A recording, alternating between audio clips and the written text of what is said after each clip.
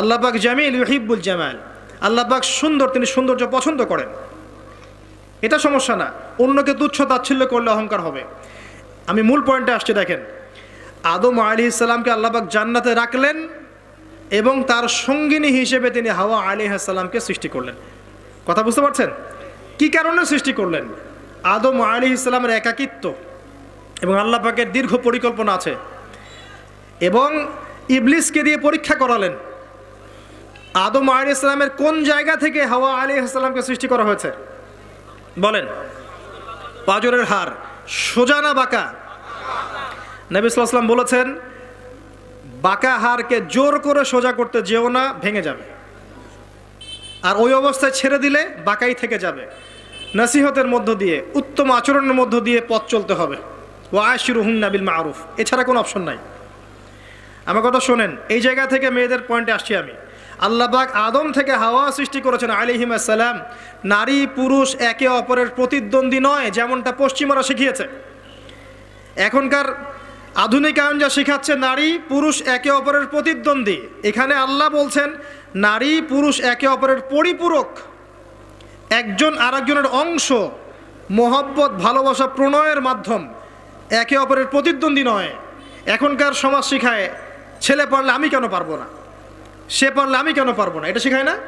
কাউন্টারিজম, মানে একে অপরের প্রতিদ্বন্দ্বী। আল্লাহ পাক বলছেন তোমরা একে অপরের পরিপূরক। খেয়াল করে দেখেন, এখান থেকে শুরু হয়েছে সৃষ্টি, তারপরে না সন্তান সন্ততি জন্ম নেওয়া হয়েছে। এখান থেকে আপনাকে হেদায়েত নিতে হবে যে নারীদেরকে বলবো, আপনারা পুরুষদের প্রতিদ্বন্দ্বী নন, আপনারা পুরুষদের পরিপূরক। একজন নেককার নারী একজন পুরুষের পিছনে থাকলে এই পুরুষ বিশ্ব জয় করতে পারবে ইনশাআল্লাহ। পরে আসেন নূহ আলাইহিস সালাম, তার স্ত্রী কি ঈমান এনেছিল? ঈমান আনে নাই। এখানে মনে রাখবেন, আপনি যদি ঈমান না আনেন, আকীদা ঠিক না করেন, আমল ঠিক না করেন, আপনার পরিচয়, বংশ, গোত্র, বর্ণ আপনাকে বাঁচাতে পারবে না। নূহ আলাইহিস সালামের স্ত্রী জাহান্নামে চলে গেছে, লূত আলাইহিস সালামের স্ত্রী জাহান্নামে চলে গেছে, যদিও তারা নবীদের আন্ডারে ছিলেন। আল্লাহর রাসূল সাল্লাল্লাহু আলাইহি ওয়াসাল্লাম তার মেয়ে ফাতিমা রাদিয়াল্লাহু আনহাকে বলেছেন, দুনিয়াতে যা চাওয়ার আমার কাছে চেয়ে নাও, পরকালে তোমার উপকার করতে পারছি না আমি। আর ফাতিমা রাদিয়াল্লাহু আনহা কেমন মানুষ ছিলেন আপনারা জানেন। তো আমি আমাদের মা বোনদেরকে অনুরোধ করবো, আল্লাহকে ভয় করেন, নিজের নফস ঠিক করেন, নিজের কবরের ফিকির করেন, আমল আকীদা ঠিক করেন। আপনি কত বড় আলেমের স্ত্রী, কত বড় শাইখের স্ত্রী, আপনি আপনার স্বামী কত বড় পলিটিক্যাল লিডার, কত বড় সোশ্যাল লিডার, এটার মানদণ্ড আল্লাহ দেখবেন না। আপনার ঈমান, আমল, তাকওয়া শুধু আল্লাহ পাক দেখবেন। আসেন কোরআনের পাতায় পাতায় যাই, চলেন আপনাকে নিয়ে যাচ্ছি। ইব্রাহিম আলাইহিস সালাম নাম শুনেছেন? তার স্ত্রী সারা আলাইহিস সালাম পৃথিবীর সুন্দরী নারীদের মধ্যে অন্যতম। দুজন সুন্দরী নারীর কথা এসেছে, একজন হাওয়া আলাইহিস সালাম, একজন সারা আলাইহিস সালাম। আমাদের এইসব সুন্দরী নারীদের চেয়ে হাজার গুণ সুন্দরী ছিল, অত্যন্ত সুন্দরী। খেয়াল করে দেখবেন, এই যে ইব্রাহিম আলাইহিস সালামের বংশধর যারা, তাদের চেহারা এবং মানে সুরত কিন্তু অত্যন্ত সুন্দর। আমাদের নবী মুহাম্মদ সাল্লাল্লাহু আলাইহি ওয়াসাল্লাম প্রচণ্ড সুন্দর ছিলেন না? তার আদি পিতাকে ইসমাইল আলাইহিস সালাম না? ইসমাইল আলাইহিস সালাম ইব্রাহিম আলাইহিস সালামের সন্তান নয়? ওই দেখেন ব্লাড চলে আসছে। ইউসুফ আলাইহিস সালাম, তার বাবাকে ইয়াকুব আলাইহিস সালাম, তার বাবা ইসহাক আলাইহিস সালাম, তার বাবা ইব্রাহিম আলাইহিস সালাম। ওই যে একই লেগেসি দেখেন, তারা প্রচণ্ড সুন্দর ছিলেন। এমনকি নবী সাল্লাল্লাহু আলাইহি ওয়াসাল্লাম মেরাজের রাতে গিয়ে যখন ইব্রাহিম আলাইহিস সালামের সাথে সাক্ষাৎ করেছেন, তিনি পরে বলেছেন যে আমার শাকল, সুরত আর ইব্রাহিম আলাইহিস সালামের চেহারার মধ্যে অনেক মিল আছে, সাদৃশ্য আছে, একই রকম।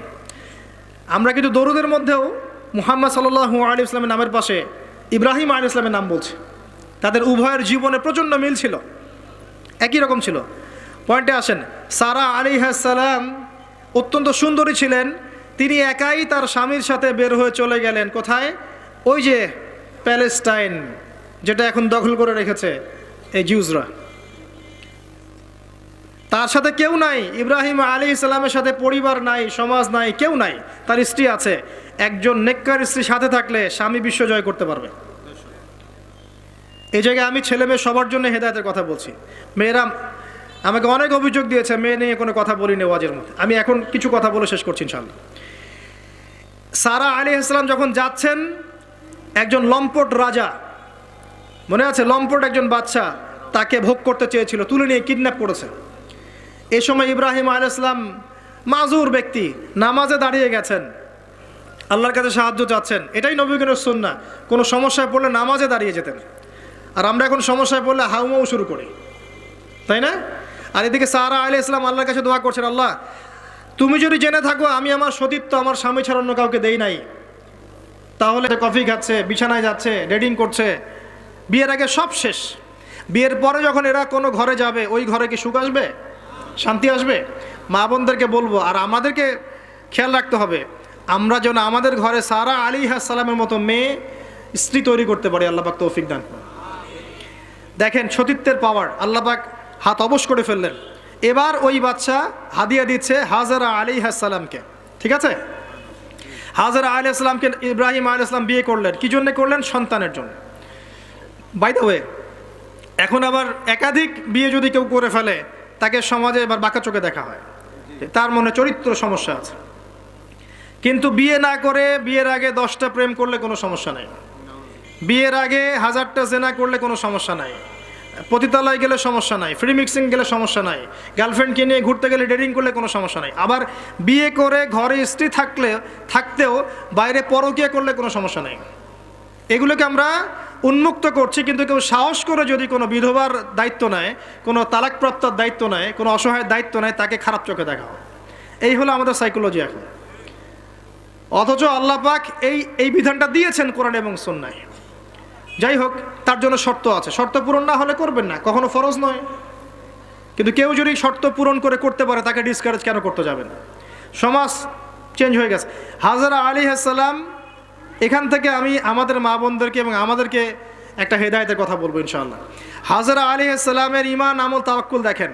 তার গর্ভে আল্লাহ পাক সন্তান দিলেন ইসমাঈল আলাইহিস সালামকে। এবার আল্লাহ পাক বলছেন রেখে আসো, কোথায়? ওই মক্কায়, জনমানব শূন্য জায়গায় রেখে আসলেন। সাথে আছে সামান্য পানি, কিছু খেজুর, রেখে আসছেন। এবং ইব্রাহিম আলাইহিস সালাম পিছনে হেঁটে চলে যাচ্ছেন। হাজেরা আলাইহিস সালাম বলছেন, আইনা তাযহাবু ইয়া ইব্রাহিম, আপনি কোথায় যাচ্ছেন হে ইব্রাহিম?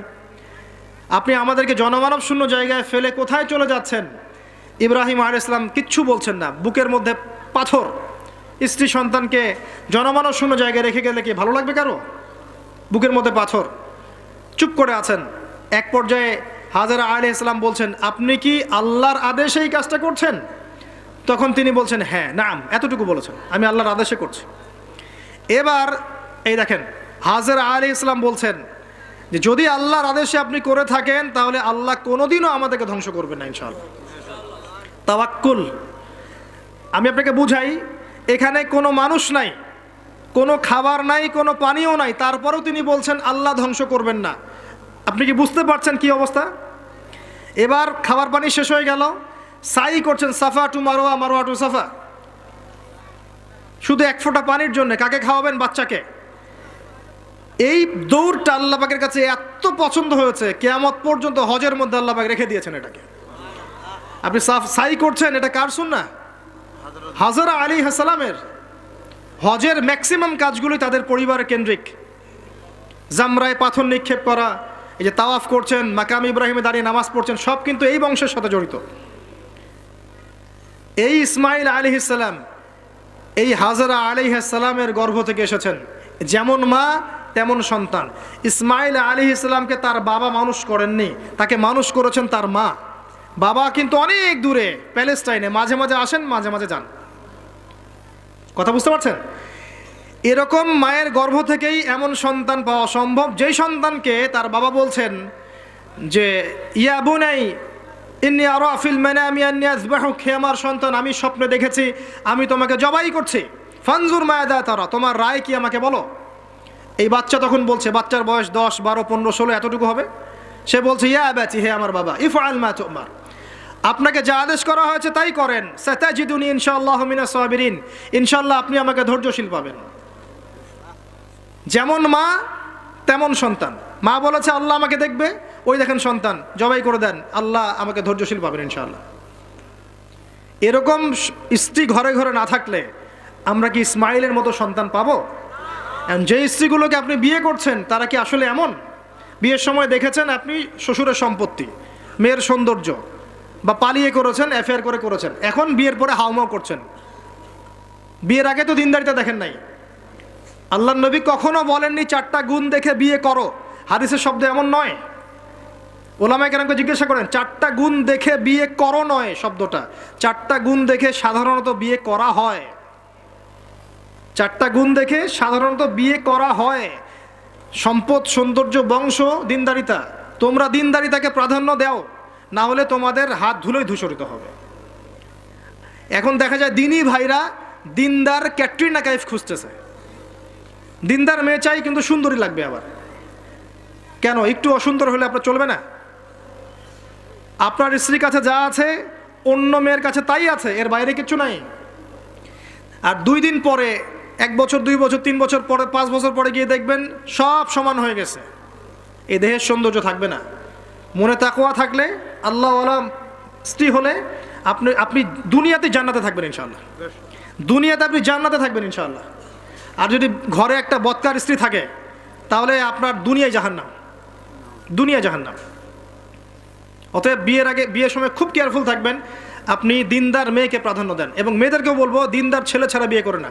অনেক বড় চাকরি করে, অনেক বড় ব্যবসা করে, এটা সেটা, নামাজ পড়ে না, এগুলো দেখছেন না, সুদের চাকরি করে, ঘুষ খায়, আপনি রাজি হয়ে যাচ্ছেন। এরপরে গিয়ে পস্তাচ্ছেন যে হুজুর আমার সংসারে অশান্তি, এটা সেটা। এখন তো পস্তায় লাভ নাই, বরং আপনার সন্তানও হবে ওই নাস্তিক প্রজন্মের মতোই, নাউজুবিল্লাহ। আমরা দুনিয়ার স্বার্থ খুব ভালো চিনি। দুনিয়ার স্বার্থকে ত্যাগ করে দিনকে অগ্রাধিকার দেন, আল্লাহ পাক কবুল করবে ইনশাআল্লাহ। এই হলো ইসমাইল আলাইহিস সালামের মা। তিনি যেমন সন্তান তেমন এখানে আমাদের জন্য আদর্শ আছে। এখনও যদি আমরা দিনের বিজয় চাই, প্রত্যেক পরিবারের কর্তাকেও হতে হবে ইব্রাহিমের মতো আলাইহিস সালাম। প্রত্যেক পরিবারের সন্তানদেরকে হতে হবে ইসমাইলের মতো আলাইহিস সালাম। প্রত্যেক পরিবারের মা বোনদেরকে হতে হবে হাজরা, সারার মতো। তবে আদর্শ পরিবার হবে ইনশাআল্লাহ। আল্লাহ পাক আমাদের সবার পরিবার এমন করে দিন, আল্লাহুম্মা আমিন। এবং এটা অসম্ভব কিছু না, এটা সম্ভব। এটা করতে গেলে আপনাকে সরকার প্রশাসন বাধা দিবে না, আপনাকে পিটাবে না, কিচ্ছু করবে না। এটা আপনার উপরে, এটা আপনি করতে পারেন। এই ইসলাম সংশোধন আপনি করতে পারেন, চেষ্টা করেন। আল্লাহ পাক তৌফিক এনায়েত করুন। আর কয়েকটা আমি নসিহত করে শেষ করছি মেয়েদের জন্যে।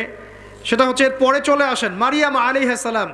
তার সতীত্ব এত পবিত্র ছিল, আল্লাহ পাক তাকে মিরাকেল বানিয়েছেন। তার গর্ভে ঈসা ইবনে মারিয়ামকে জন্ম দিয়েছেন। খেয়াল করে দেখেন, ফেরাউন, মনে আছে ফেরাউন? তার ঘরে একজন ইমানদার মহিলা ছিল না? নবী সাল্লাল্লাহু আলাইহি ওয়াসাল্লাম মেরাজে গিয়েছেন, সেখানে দেখেছেন বেশিরভাগ অধিবাসী জাহান্নামে নারী। এর মধ্যেও তিনি একটা সুগন্ধ পাচ্ছেন জান্নাতের। তিনি জিজ্ঞাসা করলেন, এই সুগন্ধ কোত্থেকে আসছে? তখন জিবরাইল আলাইহিস সালাম তাকে জানিয়ে দিলেন, এটা ফেরাউনের সেই যে দাসী যাকে ফেরাউন হত্যা করেছিল ঈমানের কারণে, ওর ঘর থেকে, জান্নাতের সেই ঘর থেকে সুগন্ধ আসছে। সুবহানাল্লাহ। ফেরাউনের ঘরেও মুমিনা নারী থাকতে পারে, তাহলে আমাদের ঘরে থাকতে পারে না? থাকতে পারে। ফেরাউনের ঘটনা মনে পড়লো যে মূসা আলাইহিস সালাম, তার মা সন্তানকে ভাসিয়ে দিয়েছিলেন না সিন্ধুকে, মনে আছে? আল্লাহ পাক ওই সন্তানকে তার কোলে আবার ফিরিয়ে দিয়েছেন, মনে আছে? এখানে একটা শিক্ষা আছে। প্রিয় মা বোনরা, আপনারা যদি আপনাদের সন্তানকে আল্লাহর পথে দেন, আল্লাহ পাক আপনার চক্ষু শীতল করে দেবেন ইনশাআল্লাহ। ওই সন্তানকে ঘুরিয়ে এমন একটা অবস্থান দিয়ে আপনার কাছে নিয়ে আসবেন, আপনি ওকে দেখে পরিতৃপ্ত হয়ে যাবেন ইনশাআল্লাহ। এখানে নসিহত আছে। তিনি ভাসাতে পারছিলেন না, মন কাঁদছিল। আল্লাহ পাক মনটাকে কিন্তু নরম করেছেন, শক্ত করেছেন, মনটা শক্ত করেছেন। তারপরে আল্লাহ পাক ওখানে একটা ইলহাম করেছেন, তিনি ভাসিয়ে দিয়েছেন।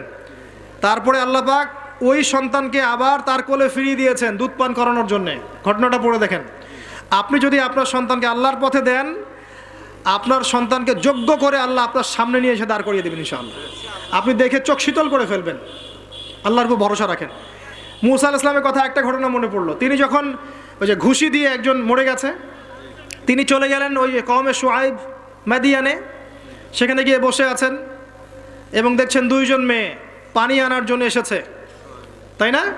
পানি আনতে পারছে না, তিনি গিয়ে হেল্প করলেন।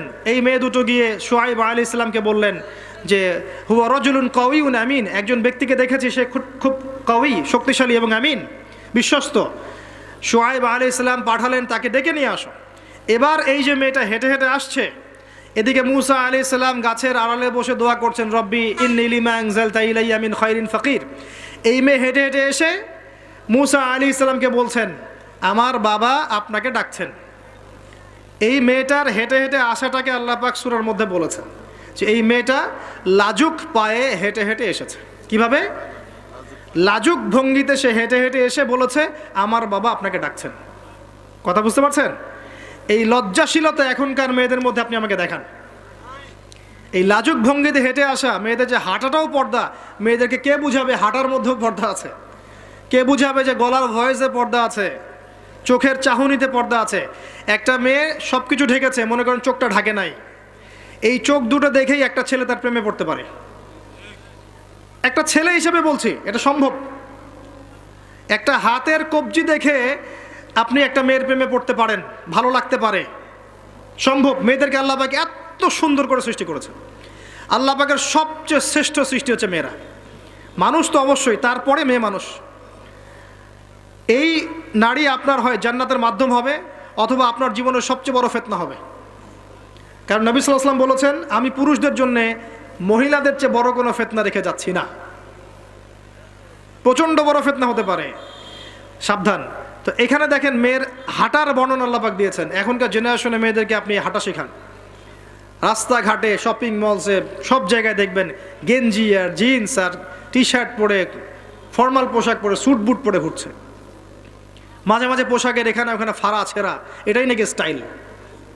এমন পোশাক পরছে যেটা পরেও দেহের অঙ্গ প্রত্যঙ্গ বোঝা যাচ্ছে, এমন পোশাক পরছে যেটা বাহির থেকে ভিতরের অঙ্গ দেখা যাচ্ছে।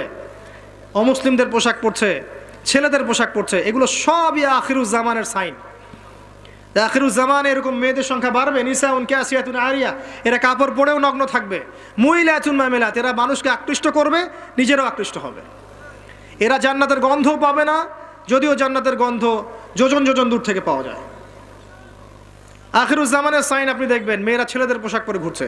এখন এই শুআয়ব আলাইহিস সালামের মেয়ের মতো এদেরকে কে লজ্জা শেখাবে? নাই লজ্জা শরমের বালাই।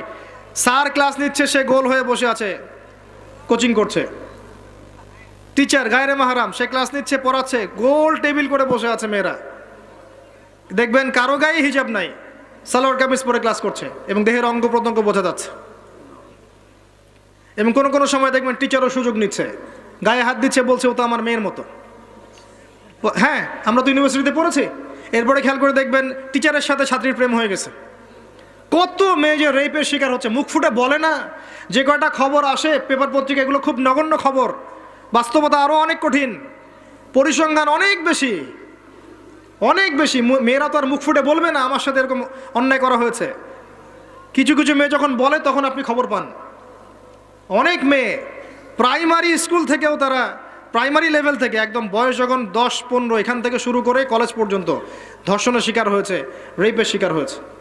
গার্লফ্রেন্ড বয়ফ্রেন্ডের দ্বারা বা টিচারের দ্বারা, কোনো কোনো ক্ষেত্রে চলতে ফিরতে গুন্ডা মাস্তানের দ্বারা এটা হচ্ছে, ফ্রি মিক্সিংয়ের কারণে।